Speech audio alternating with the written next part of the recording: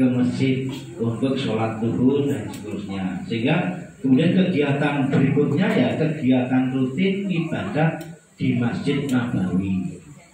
Duha ning masjid, zuhur ning masjid, asar ning masjid, maghrib, isya dan masjid, maghrib tahajud nggih dan masjid. Jadi di Madinah kita ya memperbanyak ibadah dan alhamdulillah jamaah itu ya sehat, hanya ada beberapa yang memang dari dalam wis krasa berat. Dan di sana kalau mau sholat di masjid utamanya, karena di Madinah itu di Masjid Nabawi, kalau masjid utamanya katanya tadi 50 kali 50 meter, tapi kemudian diperpanjang sayap kiri, sayap kanan, kemudian ke belakang panjang sekali. Jadi kalau jenengan akan sholat di masjid utama, maka datangnya harus lebih awal, baik subuh, zuhur, asar, maghrib, jam kegiatannya ya pun mesti buatan komanan masjid, komanannya dan jopo, buatan jopo, buatan sapi, pun buatan latar, gitu ya. Dan memang kami tadi yang jamaah kampung saya ajak biar pengalaman, saya ajak sholat di lantai atas, di lantai atas. Ini kemudian kegiatan hari kedua, ketiga, keempat itu ibadah rutin. Dengan di hari terakhir kita sholat duha dan pamitan lewat makam Rasul. Jadi kami di hari terakhir juga kembali ke makam Rasul misalnya untuk pamitan dan meli. Maka siapa yang ke Madinah, siapa yang ke Nabawi itu karena undangan Rasul. Jadi mau teko kula nuwun nek arep mulih ya pamit ben diundang meli. Ben diundang karo ngajak kanca-kancane. Niku ada pengen niku, jadi nek arep mulih niku pamitan wonten makam Rasul.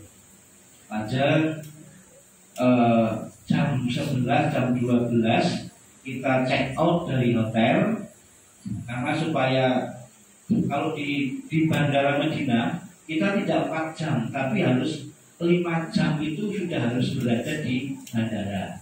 Sehingga waktu itu kita terbangnya kurang lebih jam 5, maka jam 12 kita harus sudah sampai di Bandara Madinah. Kita pulangnya tidak ke Jeddah lagi, tapi pulang dari Bandara Madinah. Dan alhamdulillah kalau Bandara Madinah itu lebih teratur dibandingkan Bandara Jeddah, lebih nyaman, tempat duduk untuk nunggu itu juga nyaman. Kemudian terbang dari Madinah kurang lebih jam 5, sampai di Soekarno Hatta kurang lebih jam 7 pagi, 9 jam, jam 5 kok tekan jam itu setengah jam, kok selisih 4 jam. Jadi jam 5 nih wonten Madinah iki padha karo jam 9 Jakarta. Sehingga kita sampai di Bandara Soekarno Hatta jam 7 kurang lebih. Nah, keluar dari bandara biasanya butuh waktu kurang lebih 1 jam. Hingga jam 8 metu saka Bandara Soekarno Hatta. Di ruang tunggu, karena kita terbangnya ke Jogja jam 2. Sehingga jamaah itu nunggu penerbangan ke Jogja itu di bandara dari jam 8 sampai jam kurang lebih jam 1. Hingga kami kemudian editor menyediakan tempat transit di lounge umroh ya, umroh center. Mereka masih nyaman, bisa sarian, disediakan selanjar makan, Senin, Itu kan bukan gratis. Oh. Wis ramu cukup ya, Bu. Karena setiap orang itu 130.000, jadi seharian lebih kalau itu 110.000 per orang gitu.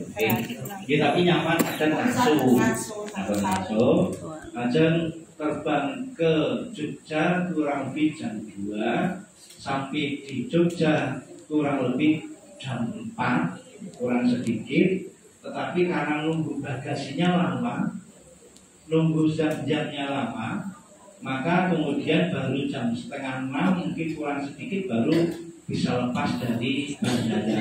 Ya, karena dijemput masing-masing, maka ya tadi di sana sudah masing-masing berpisah.